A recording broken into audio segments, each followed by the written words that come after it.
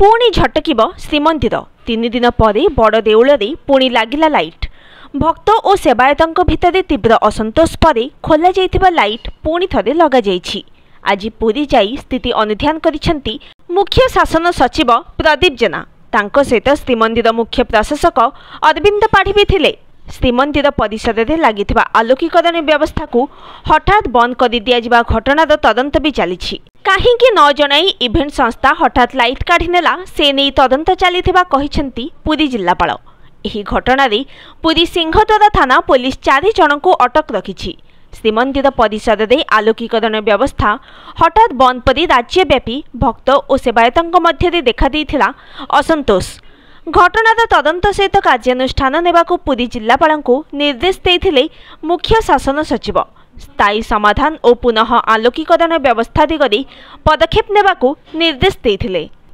परिक्रमा प्रकल्प लोकार्पण समय श्रीमंदिर को संपूर्ण आलोकीकरण करा जायथिला। मंदिर चारिपार्श्व एकाधिक लाइट लगा जायथिला। उत्तर द्वार, दक्षिण द्वार, पश्चिम द्वार रे बॉक्स भली एकाधिक स्थान रे बड़ बड़ फोकसिंग लाइट सब लागिथिला, जहा फल रे श्रीमंदिर सौंदर्य राति रे मध्य दूर को स्पष्ट देखा जाउथला। किंतु निर्वाचन फलाफल घोषणा हेबा परी से सब लाइट गुडी को खोली निया जायथिला। राज्य में नुआ सरकार आसिबा पूर्वरु काहेकि श्रीमंदिर परिसर में लगी आलोकीकरण व्यवस्था को हठात बंद कर दियागला? किए एवं कहा निर्देश रे खोली दियागला लाइट सबकू? एबे एभली नाना प्रश्न उठिबा सहित राज्यव्यापी भक्त और सेवायतों मध्य असंतोष पर सरकारी स्तर में देखा देइछि तत्परता। घटनार तदंत पाई निर्देश देइछंती मुख्य शासन सचिव प्रदीप जेना। एने पुरी जिलापाल को तदंत करने सहित कार्यानुष्ठान पाई मुख्य शासन सचिव निर्देश देइछंती। एहार जेपरि स्थायी समाधान होई परिबो एवं पुनः आलोकीकरण व्यवस्था कराजिबो से दिगरे पदक्षेप नेबाकू निर्देश देइथिबा सोशल मीडिया एक्स रे मुख्य शासन सचिव प्रदीप जेना उल्लेख करिसेंती। निर्वाचन फलाफल घोषणा परठू बड़ देउल को आलोकीकरण करुवा फोकस लाइट को इवेंट कंपनी पक्षर खोली दिया जाइथिबा अभियोग होईछि। परिक्रमा प्रकल्प समय श्रीमंदिर सौंदर्यकरण, बड़दाण्ड, मेघनाथ प्राचीर आलोकीकरण पाई व्यापक फोकस लाइट लगा जाइथिला। बाहरु चिकचिक करुवा आम श्रीमंदिर अंधार होइजिबो। हुए तो दिन केईटा लाइट जलाउथबा ठिका कंपनी आहुरी अनेक लाइट खोली नेब, जहाको नहीं एबे पुरी सहर रे चर्चा जोर धरिछि।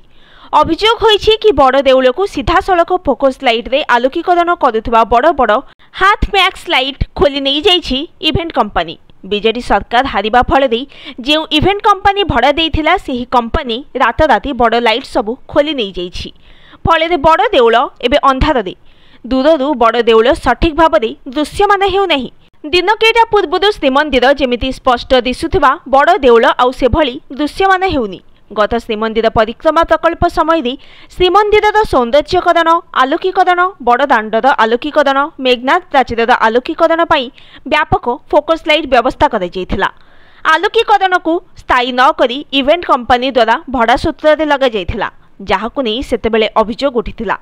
कौन पाई भड़ा सूत्र रे आलोकीकरण करा जायछि ओ स्थायी भाव में न करा जाउछि बोली बुद्धिजीवी माने प्रश्न उठाइथिले। एपरिकी ए बाबद कोटी कोटी टंका खर्च करा जायथिला। बीजेडी सरकार हारिबा फल जो इवेंट कंपनी भड़ा देइथिला सेही कंपनी राताराती बड़ लाइट सबू खोली नहीं गला। फल एभली अभावनीय स्थिति सृष्टि होइछि। Bureau report, news today.